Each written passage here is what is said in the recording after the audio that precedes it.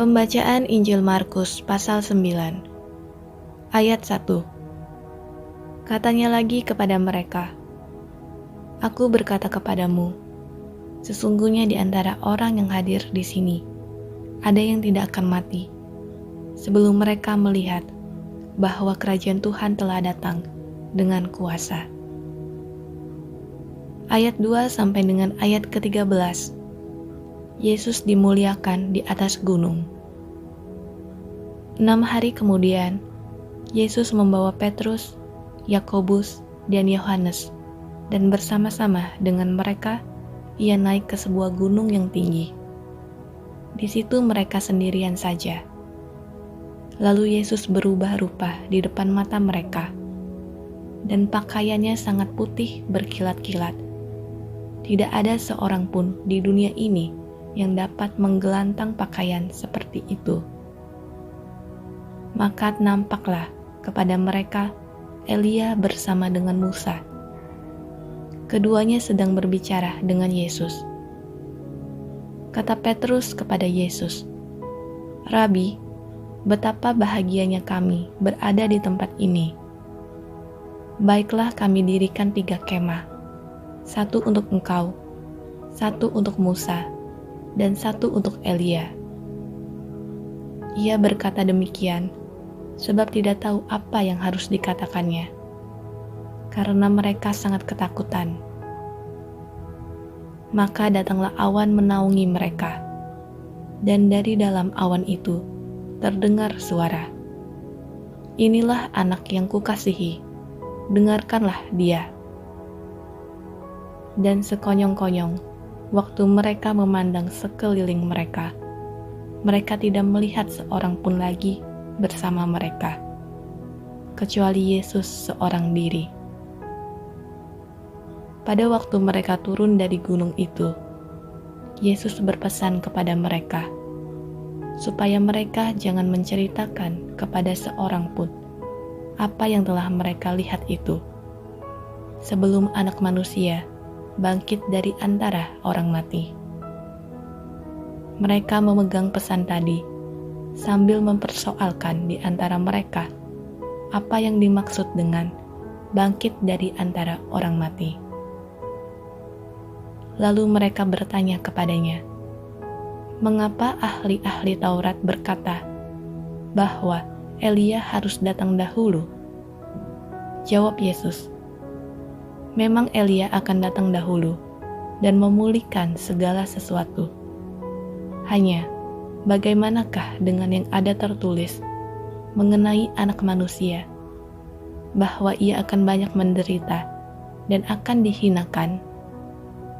Tetapi aku berkata kepadamu, memang Elia sudah datang, dan orang memperlakukan dia menurut kehendak mereka, sesuai dengan yang ada tertulis tentang dia."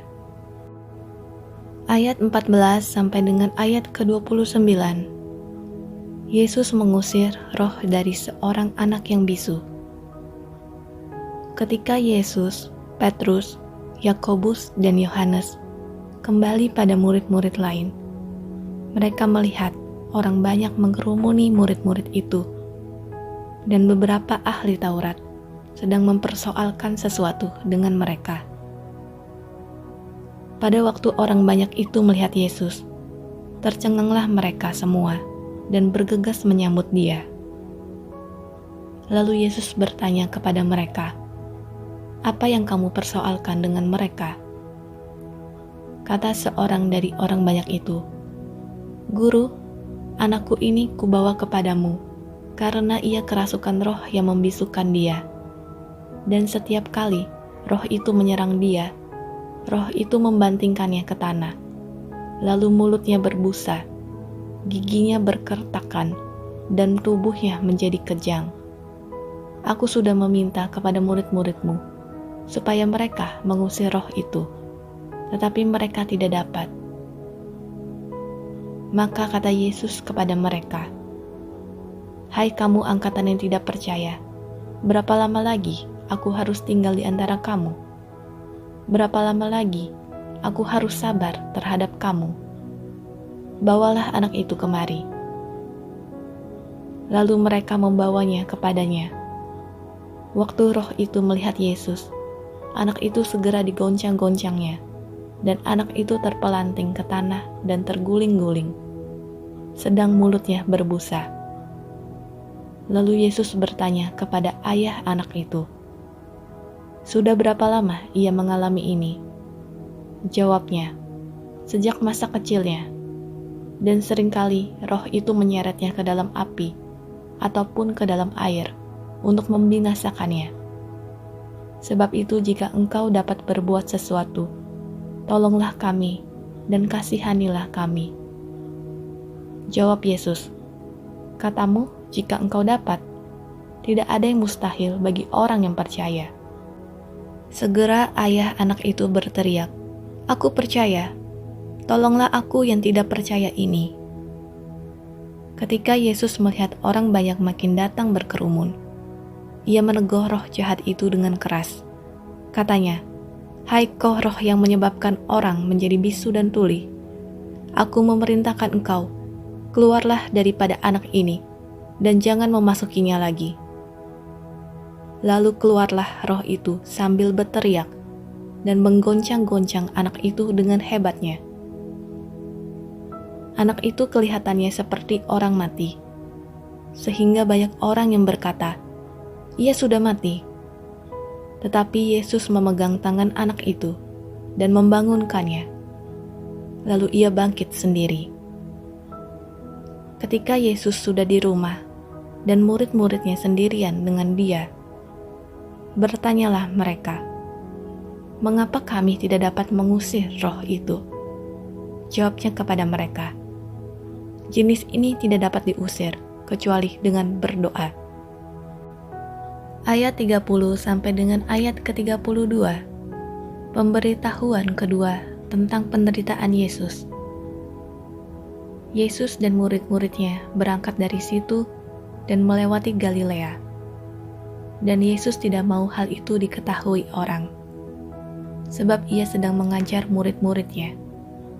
Ia berkata kepada mereka, "Anak manusia akan diserahkan ke dalam tangan manusia, dan mereka akan membunuh dia. Dan 3 hari sesudah ia dibunuh, ia akan bangkit." Mereka tidak mengerti perkataan itu, namun segan menanyakannya kepadanya. Ayat 33 sampai dengan ayat ke-37. Siapa yang terbesar di antara para murid? Kemudian tibalah Yesus dan murid-muridnya di Kapernaum.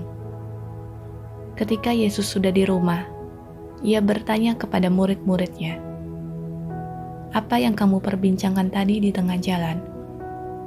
Tetapi mereka diam, sebab di tengah jalan tadi mereka mempertengkarkan siapa yang terbesar di antara mereka. Lalu Yesus duduk dan memanggil ke-12 murid itu. Katanya kepada mereka, "Jika seseorang ingin menjadi yang terdahulu, hendaklah ia menjadi yang terakhir dari semuanya dan pelayan dari semuanya." Maka Yesus mengambil seorang anak kecil dan menempatkannya di tengah-tengah mereka. Kemudian ia memeluk anak itu dan berkata kepada mereka, "Barang siapa menyambut seorang anak seperti ini dalam namaku, ia menyambut aku. Dan barang siapa menyambut aku, bukan aku yang disambutnya, tetapi dia yang mengutus aku." Ayat 38 sampai dengan ayat ke-41. Seorang yang bukan murid Yesus mengusir setan. Kata Yohanes kepada Yesus, "Guru, kami lihat seorang yang bukan pengikut kita mengusir setan demi namamu. Lalu kami cegah orang itu, karena ia bukan pengikut kita." Tetapi kata Yesus, "Jangan kamu cegah dia, sebab tidak seorang pun yang telah mengadakan mukjizat demi namaku dapat seketika itu juga mengumpat aku. Barang siapa tidak melawan kita, ia ada di pihak kita. Aku berkata kepadamu, sesungguhnya barang siapa memberi kamu minum secangkir air oleh karena kamu adalah pengikut Kristus, ia tidak akan kehilangan upahnya. Ayat 42 sampai dengan ayat ke-50. Siapa yang menyesatkan orang? Tentang garam. Barang siapa menyesatkan salah satu dari anak-anak kecil yang percaya ini, lebih baik baginya jika sebuah batu kilangan diikatkan pada lehernya, lalu ia dibuang ke dalam laut.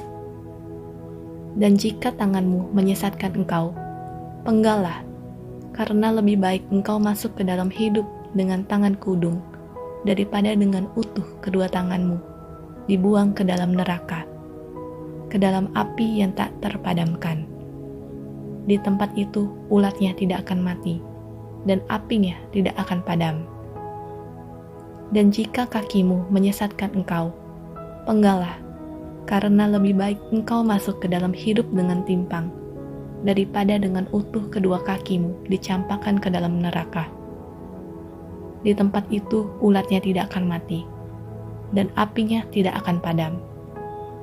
Dan jika matamu menyesatkan engkau, cungkilah, karena lebih baik engkau masuk ke dalam kerajaan Tuhan dengan bermata satu, daripada dengan bermata dua, dicampakkan ke dalam neraka, di mana ulat-ulat bangkai tidak mati, dan api tidak padam.